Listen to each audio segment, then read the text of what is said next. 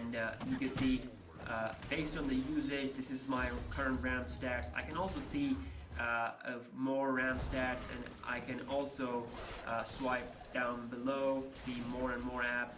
And if you click here, you can also sort these by max usage. So by max usage, Chrome is it has used the maximum memory usage, 1.2 gigs. Then comes the Android OS. So there you go, all those Chrome lovers.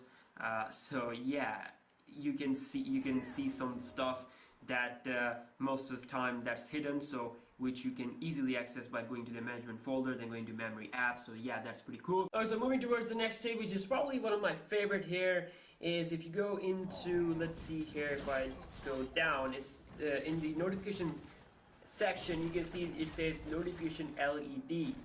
Now if you go inside of it, you can disable this notification LED if you want to, because in order to conserve more battery. I don't know if that's going to affect by 1%, 2%, I never tried it, but you can see here that in the notification LED section, you can see the incoming call. You can give the green light for missed call, again green light for low battery, it's going to be red, and then we have these downloaded apps LED, which is purple, and of course this LED will not going to be previewed. Okay, so yeah, but you can turn off this notification LED if you want to, in order to conserve more battery. So yeah, that's that. Moving towards the next step, which is something that most people already know, but if you don't, you can go into main settings, general, top phone, software information, and you have to tap on build number a couple of times until you see this thing. This is called as developer options. Now in the developer options, you can enable things like this, enable OEM unlock, which basically allows you to unlock your bootloader, and basically just for rooting and all those stuff, you have to unlock the developer options, otherwise you cannot proceed with the rooting process, you have to enable this juice debugging also. So yeah, it's a pretty important step for rooting, for root junkies, moving towards the next tip, which is related to those people who are pirate, who install applications from other sources, sources other than the Play Store. Now for those people, if you download app, by default Android will block the installation. Now if you want to install them, you have to go into general, you have to scroll to the fingerprint and security section, and you have to scroll down until you see this option called as unknown sources, which allows the installation of apps from sources other than the Google Play Store. So this will allow, and this will proceed the installation of the apps without any problems that you download from piracy websites. So yeah, that's that. Next tip for you guys is related to the fingerprint sensor. Now when you enable the fingerprint sensor, you basically increase the security of your device. You can unlock your phone by just putting finger like this without even waking it. So how to enable it, you basically go into the fingerprint security section, you go into fingerprints, and I'm just going to confirm my lock, and basically you can add up to like 5 fingers, and you click on the add finger section. You have to put your finger like a couple of times until it says done. It says your fingerprint has been successfully added. So now you can see I have 3 fingers. So I can't really see how much I can add up here, but probably it's going to be around 5, because that's something that is the number that we basically have on different phones, Android phones. So you can also use this to lock the content, like content in gallery where your photos are, so you can make it more secure. And you can also lock content in your Quick Memo Plus app, where you can have some specific personal information or whatever. So if you want to do that, you can do that by clicking this option on. So yeah, I'm just gonna cancel it. I don't want to do it. So moving towards the next tip, which is related to the vibration. Now this one has tons of different vibrations related options. So I'm just gonna show you. If I go into settings, down at notification, this is the vibration section. Now this is where you can see the vibration strength, and in this tab you can enable the sound and vibration. When someone will call you, your phone will play the ringtone at the same time. It's going to play the vibration also, and you can also change the vibration type from standard to short repeated to rapid to long lasting. So, and you can even set up your custom vibration pattern, which is really great, something that we have on iOS also. So yeah, this is where you can enable or make your own custom vibration, and you can set these custom vibration to specific contacts, so that's pretty cool. Moving towards the next tip, which is related to the notification sound. Now it's pretty easy to change the ringtone sound, but the notification sound is actually a little bit of hidden, you know, you can get a little bit confused. So scroll down, at the end it says advanced settings. Now basically we don't expect this notification sound, or this is a sound for your notification, okay? Your messages, your Facebook notification. No, not Facebook. Facebook has its own sound, but some other notifications, maybe like Instagram.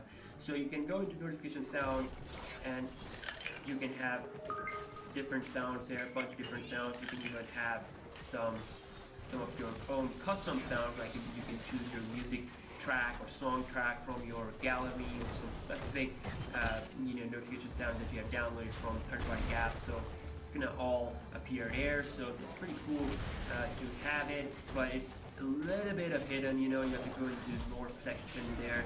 So let's go back and move towards the next tip. So I'm just gonna pull the page here, and let's take a look. So we have another tip, which is kind of like a pro tip, you know. You have to go into settings, scroll down, again go into developer options, which I showed you how to unlock in the first place. So you go into the developer option, you have the option called as running services. Now in the running service section, you can pretty much see which app is running in the background. Like you can see Google Play Store settings, com.qualcomm, you know, some scary stuff. So you get every single detail what is running in the background.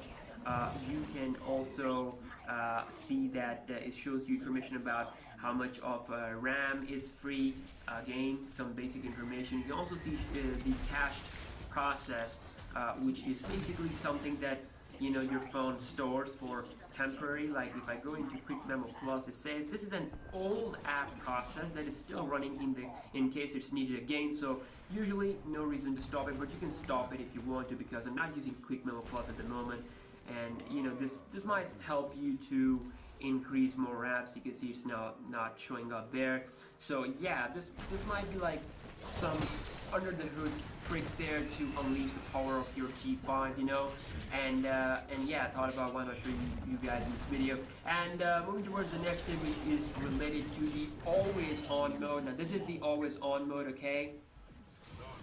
And you can see some cool stuff. I can add my signature. I can also write my channel name there. So this is my name. So I'm just gonna go into settings, and if I go into display, you can see that we have this option called always on display. Going inside here, you can turn it off. Of course, you can turn this one off like this, but if you turn it on, you can basically set up things like what to show. You have the option to show time. It's gonna appear like this, or signature. I think signature is pretty cool because I have a watch, okay? So I don't really like to see time on my phone, so definitely this is better, okay? Signature is better, and you can even change the fonts, okay? So you can set some signature, like I have this one, my name, Zul'jin, and then I can set up different what you can call fonts. So click save, and when I do this, you can see it looks more cool, okay? Zul'jin, Saturday, and then we have the day and the date and the month. So it's really nice, always on display. And this is something that you can't really do on the S7 Edge as far as I have seen, you know, signature thing.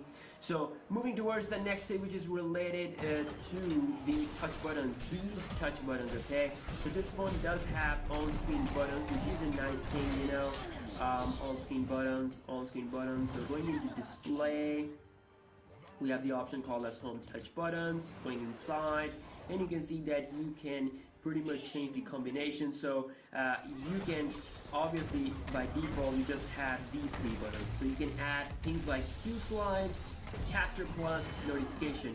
Notification is this, okay? You press it, you get your toggle, or you'll get your window down. Okay, without any swiping thing, you can do this. Okay, this is like a more fast way to access the notification panel. You don't like it there, you can put Capture Plus there. Capture Plus, I showed you guys, which takes like a screenshot and then you can draw and stuff like that, which also most people will not use a lot. Okay, then comes something that I have found pretty useful, which is called as Q-Slide. Click on it, you get these Q-Slide applications. Basically, these applications will be like a multitasking applications. Okay, you click on message, you get a quick little tab on the top. The video quality, you know, and stop your phone to be fully unleashed. So you have to turn it off in order to get the best performance in gaming and all that. So this might improve frame rate by like 5 to 10 FPS. So yeah, for best performance you have to disable it. Moving towards the next tip, which is related to the bold text. Now if you want to enable bold dark text on your phone, then you can go into display and you have to see this option under the font section. It says bold text. Enable it, you get a little more darker, a little more black, dark you know, font color, which can be a good thing for some people. You know, everything will be more darker, the widget and all that, so it looks cool. It might be a big deal for you guys. I'm just gonna turn this one off, but it's there. Next thing for you guys is related to the location services. Now if you go into location services, I don't know if this one is like available with Samsung Galaxy S7 also, but this is related to some Qualcomm phones. Okay, so when you enable the location service, you can also use this thing called as low power location estimation, which use Qualcomm hardware acceleration. So you can enable it, and this will basically accelerate the location estimation, you know, and also you can enable it for the camera.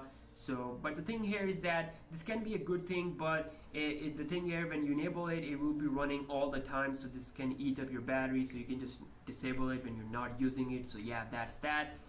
Moving towards the next tip, which is related to the screen swipe effect. Now by default, I don't really have any effect.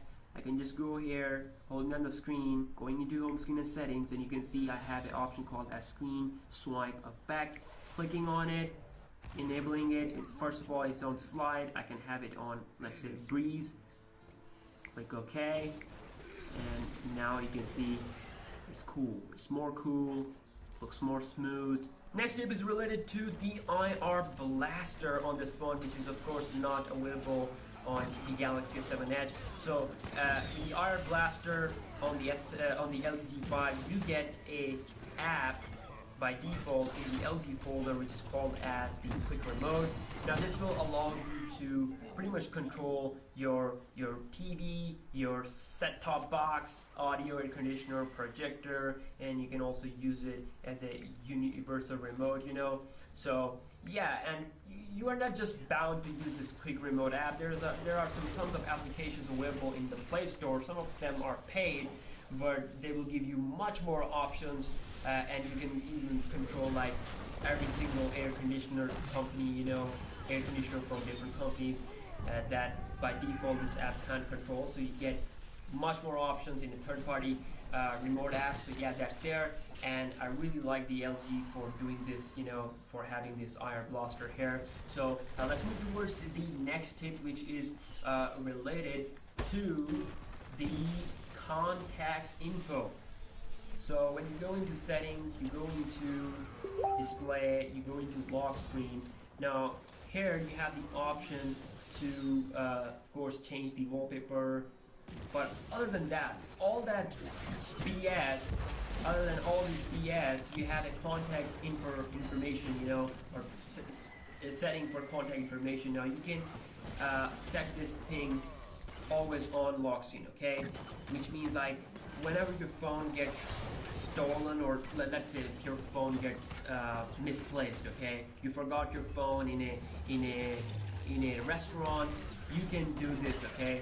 You can do this as a security thing. You can type in your number, whatever your number is, you can save it, you can lock your phone, and when you take a look at the lock screen, okay, take a look lock screen, you can see the number is always there, right down below. So basically you can add your number, you can also add your email address. So like I said, if your phone gets misplaced, this is a great thing. The good people in the world will contact you on your email, on your phone number, whatever option you will choose. So yeah, that's there. And I thought, yeah, like, you know, this is like one of the best additions in their software UI.